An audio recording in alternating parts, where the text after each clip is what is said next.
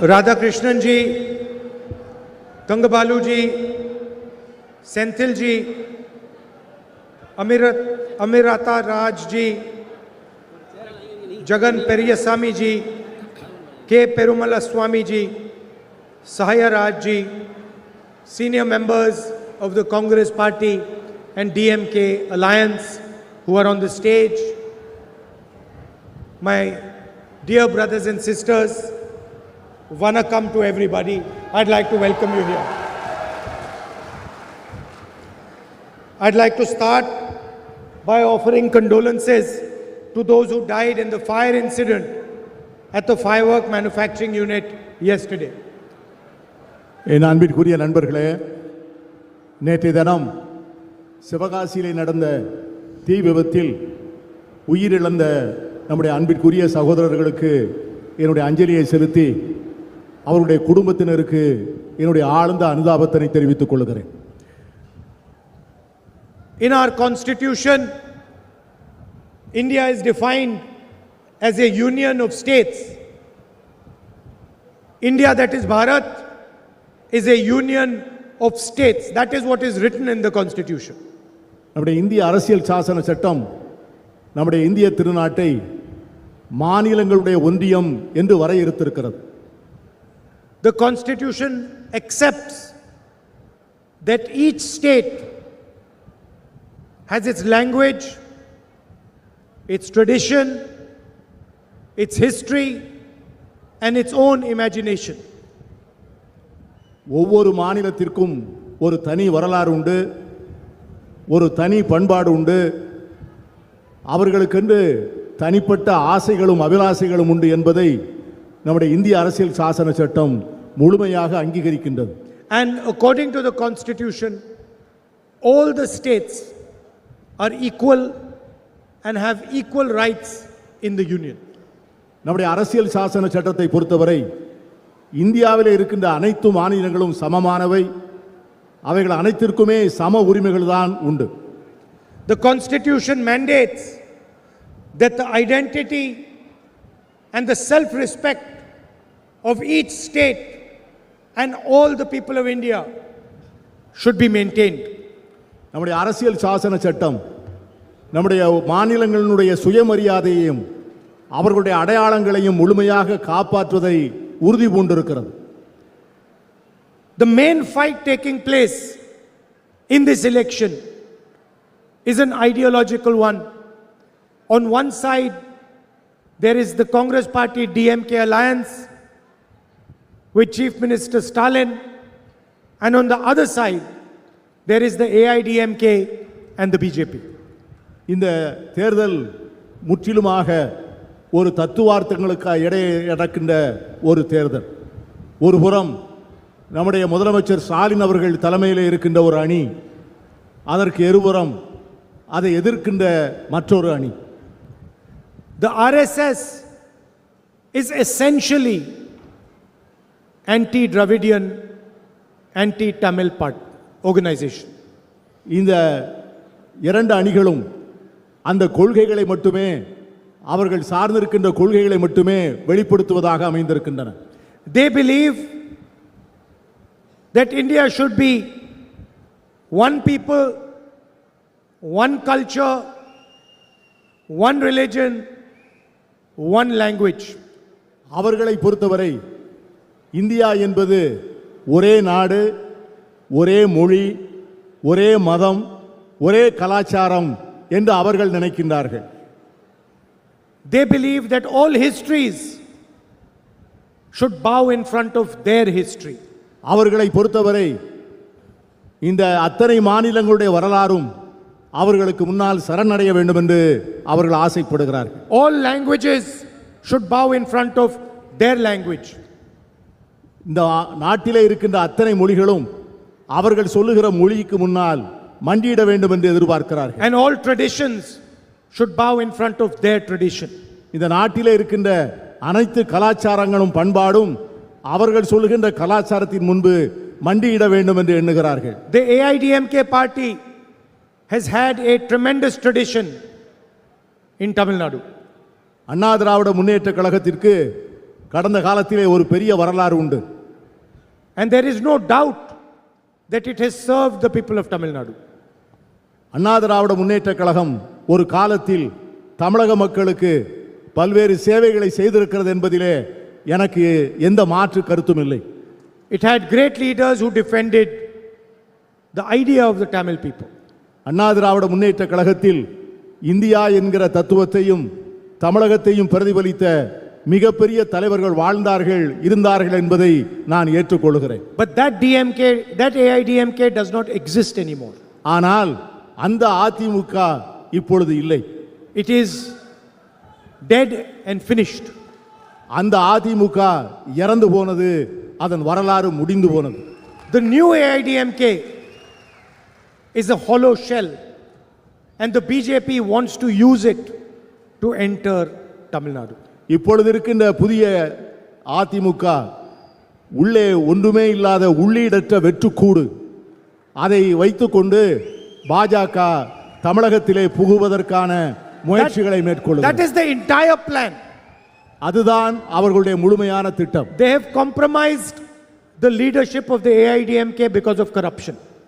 அண்ணா திராவிட முன்னேற்ற கழகத்தினுடைய தலைவர்கள் மத்தியிலே மலிந்திருக்கின்ற ஊழலின் காரணமாக அவர்கள் டெல்லியிலே இருக்கின்ற பாஜக தலைவர்கள் முன்னால் முழுமையாக சரணடைந்து விட்டார்கள். There are many dedicated AIDMK workers.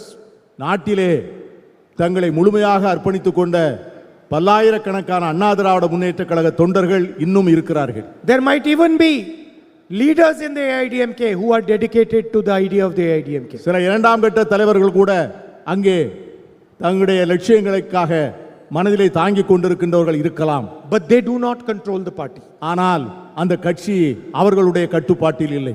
The people who control the party are fully controlled by Mr. Amit Shah and Mr. Narendra Modi. Anna Dravida Munnetra கழகத்தை இன்றைக்கு கட்டுப்பாட்டில் வைத்துக் கொண்டிருக்கின்ற தலைவர்கள் ஒட்டுமொத்தமாக மோடியினுடைய அமித்ஷாவினுடைய கட்டுப்பாட்டிலே இருக்கிறார்கள் என்பதுதான் உண்மை. Please look at what has happened recently in Bihar.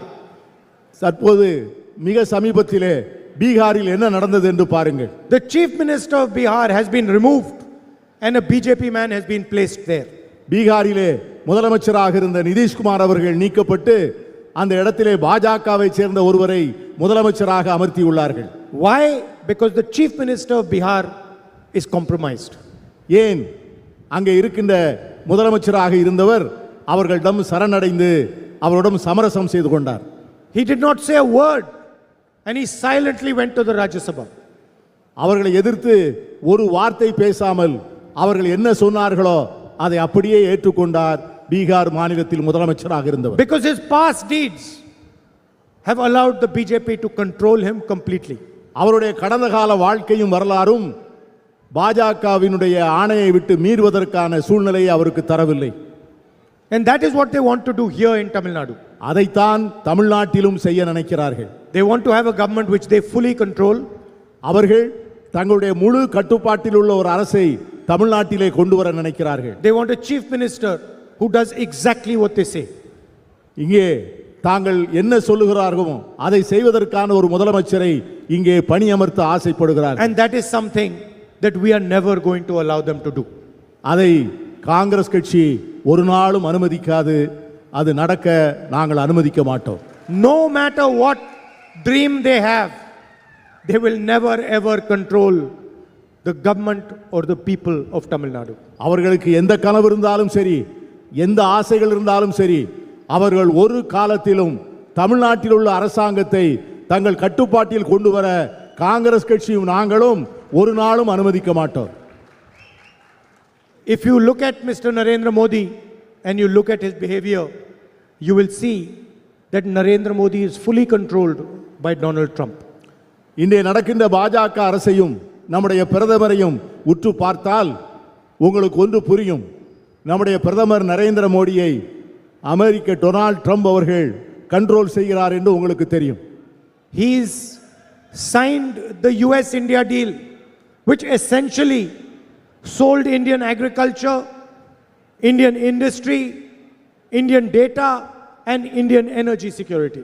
இன்று அமெரிக்காவோடு நாம் செய்து கொண்டிருக்கின்ற வர்த்தக ஒப்பந்தம் நம்முடைய விவசாயத்தை, நம்முடைய தொழிலை, நம்மிடம் இருக்கிற தரவுகளை, நம்மிடம் இருக்கின்ற சிறு குறு தொழிலினுடைய முன்னேற்றங்களை எல்லாம் ஒட்டுமொத்தமாக அமெரிக்க ஏகாதிபத்தியத்திற்கு அடகு வைப்பதற்காக எழுதி தரப்பட்ட ஒப்பந்தம்தான் மோடி அவர்கள் ட்ரம்போடு செய்து கொண்டிருக்கின்ற இந்த வர்த்தக ஒப்பந்தம். In fact, Donald Trump openly says that when I call the Prime Minister of India, he picks up the phone and he calls me sir. Trump, அமெரிக்க குடியரசுத் தலைவராக இருக்கிற ட்ரம்ப் பகிரங்கமாக சொல்லுகிறார், நான் எப்பொழுதெல்லாம் தொலைபேசி எடுத்து மோடியை அழைக்கிறேனோ அப்பொழுதெல்லாம் மோடி உடனே எழுந்து நின்று சார் என்று பணிவோடு என்னிடம் பேசுகிறார். You imagine the Prime Minister of India calling Donald Trump sir. இது கற்பனை செய்து பாருங்கள். நம்முடைய நாட்டினுடைய பிரதமர் அவர் அமெரிக்க குடியரசுத் தலைவரை சார் என்று அழைப்பது என்பது எவ்வளவு பெரிய அவமானம் என்று நீங்கள் சிந்தித்து பாருங்கள். If Donald Trump tells Mr. Modi jump, Mr. Modi will jump. Donald Trump நம்முடைய மோடி அவர்களை பார்த்து குதியுங்கள் என்று சொன்னால் உடனே நம்முடைய பிரதமர் குதிப்பார். Before the war in Iran, suddenly Narendra Modi was told go to Israel. He just took the plane, went to Israel and came back. நம்முடைய Iran யுத்தம் வருவதற்கு முன்னால் ட்ரம்ப் மோடியை பார்த்து இஸ்ரேலுக்கு போங்கள், அங்கே போய் அந்த நாட்டினுடைய பிரதமரை சந்தியுங்கள் என்று ஆணையிட்டார். உடனே நம்முடைய பிரதமர் இஸ்ரேலுக்கு போய் அங்கே இருக்கின்ற பிரதமரை The பார்த்தார். reason is simple. Epstein files and Mr. Adani. அதற்கு என்ன காரணம்? எப்ஸ்டீன் ஃபைல் என்று சொல்லக்கூடிய பல ரகசிய நடவடிக்கைகள் அடங்கிய ஆவணங்களும் அதானி அவர்களுக்கு இருக்கின்ற வியாபார நலனும் தான் அதற்கு பின்னாலே இருக்கின்ற காரணங்கள்.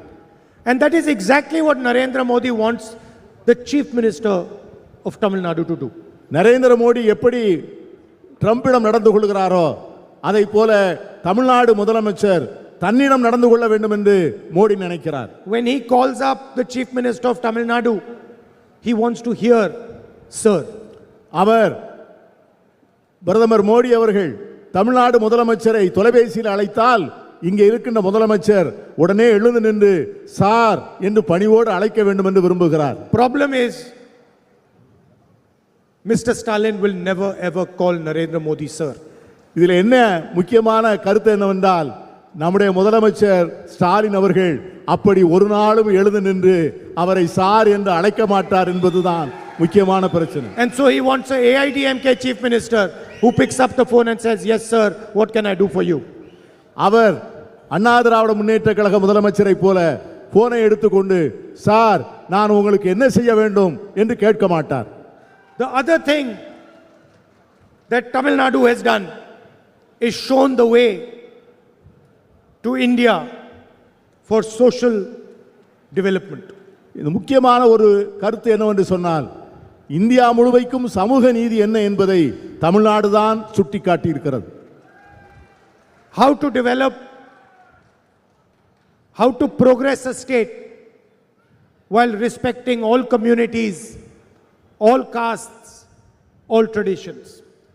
ஒட்டுமொத்தமான அனைத்து சமூகத்தினரையும் எல்லா சாதியினரையும் எப்படி முன்னேற்றுவது என்பதை தமிழ் சமுதாயம் இந்திய திருநாட்டுக்கு சுட்டி காண்பித்திருக்கிறது. And this has been a tradition in Tamil Nadu.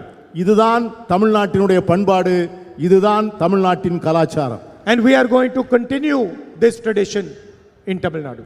நாங்கள் இதை தொடர்ந்து தமிழ்நாட்டிலே இந்த கலாச்சாரத்தையும் பண்பாட்டத்தையும் பேணி பாதுகாப்போம். After all, it was Kamrajji who put the foundation of social development in this state. இந்த அருமையான சமூக நீதி தத்துவத்திற்கு அடிப்படை அமைத்தவர் நம் நெஞ்சில் நிறைந்த நம்முடைய பெருந்தலைவர் காமராஜர் அவர்கள். He built the foundation of a public education system, the best public education system.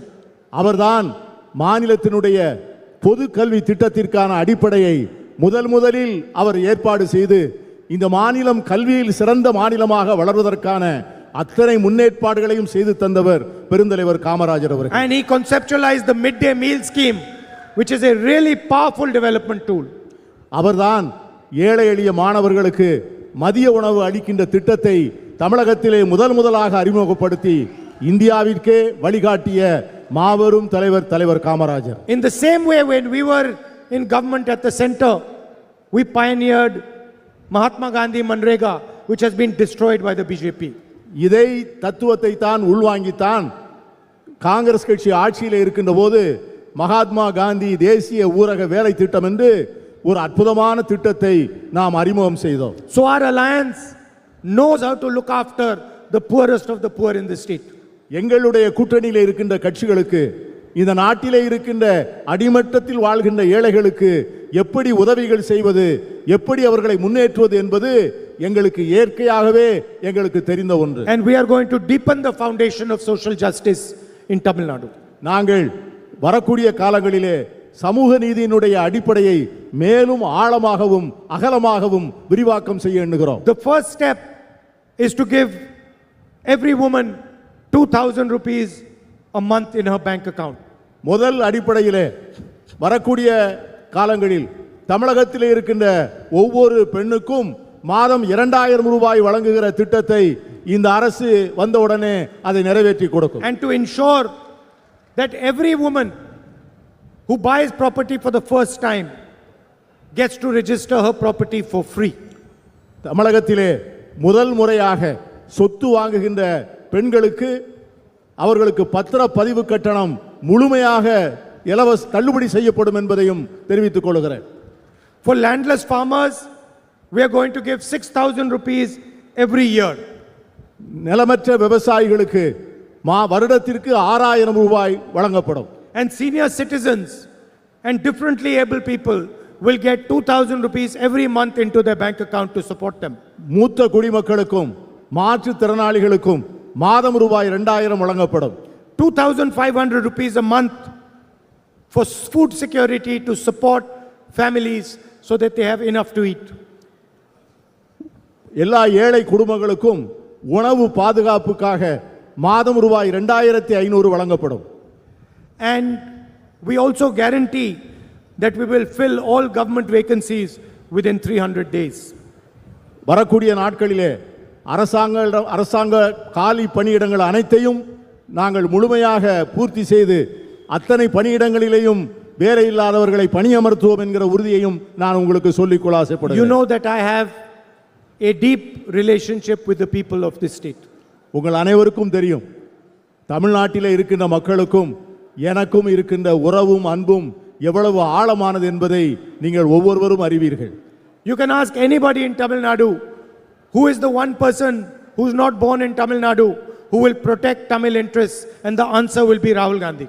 தமிழ்நாட்டிலே இருக்கிற யாரை வேண்டுமானாலும் கேட்டு பாருங்கள், தமிழ்நாட்டிலே பிறக்காத ஒருவர் ஆனால் தமிழனின் உரிமைக்காக தமிழனுடைய சுயமரியாதைக்காக தன்னை முழுமையாக ஒரு போர் வீரனாக போராடக்கூடியவர் இந்த ராகுல் காந்தி தான் என்று தமிழ்நாட்டிலே இருக்கின்ற ஒவ்வொருவரும் சொல்வார்கள். And this is a relationship that started long back. You had love and affection for my grandmother, for my father, for me, for my sister. And this is a deeper relationship than a political relationship. இந்த உறவும் அன்பும் பிணைப்பும் இன்று நேற்று ஏற்பட்டதல்ல. அது எங்கள் அன்னை இந்திரா காந்தியினுடைய காலத்தில் ஏற்பட்டது. என் தந்தை ராஜீவ் காந்தியினுடைய காலத்தில் ஏற்பட்டது. என் மேலும் என் சகோதரியின் மேலும் நீங்கள் பொழிகின்ற அன்பையும் பாசத்தையும் பார்த்து நான் நெகிழ்ந்து போயிருக்கிறேன். So you must know that no matter what happens, I am your soldier in Delhi, and I will protect the interest of Tamil people, protect the language, Tamil language, and ensure that you are always having full representation in the country. எது என்ன நடந்தாலும் எங்கே எப்படி நடந்தாலும் ஒன்றை மட்டும் உறுதியாக வைத்துக் கொள்ளுங்கள், டெல்லியிலே நான் உங்களுடைய போர் வீரன். தமிழ்நாட்டிற்கும் தமிழ் மண்ணுக்கும் தமிழகத்திற்கும் எப்பொழுதாவது இடையூறு வந்தால் அதை முதலில் நின்று போரிட்டு பாதுகாக்கின்ற போர் வீரனாக நான் டெல்லியிலே இருப்பேன். I appreciate all of you coming here in the heat from far away. I'd like to thank all of you for coming. இந்த கடுமையான வெப்பநிலையிலும் கொதிக்கின்ற வெயிலிலும் என்னை பார்ப்பதற்காக என் பேச்சை கேட்பதற்காக தேடி வந்திருக்கின்ற உங்கள் ஒவ்வொருவருக்கும் என் இதயம் நிறைந்த நன்றியை நான் தெரிவித்துக் கொள்கிறேன். And I'd like to end by once again offering condolences to the family members of all the people who died in yesterday's fire. உங்களிடமிருந்து விடைபெறுவதற்கு முன்னால் நேற்றைய தினம் சிவகாசி மண்ணிலே உயிர் நீத்த அந்த 23 பேருடைய நினைவுகளை என் நெஞ்சில் சுமந்தவனாக அவர்களுக்கும் அவர்கள் குடும்பத்திற்கும் என்னுடைய ஆழ்ந்த அனுதாபங்களை மீண்டும் ஒரு முறை நான் தெரிவித்துக் கொள்கிறேன். Thank you. Nandri Vanakkam. நன்றி.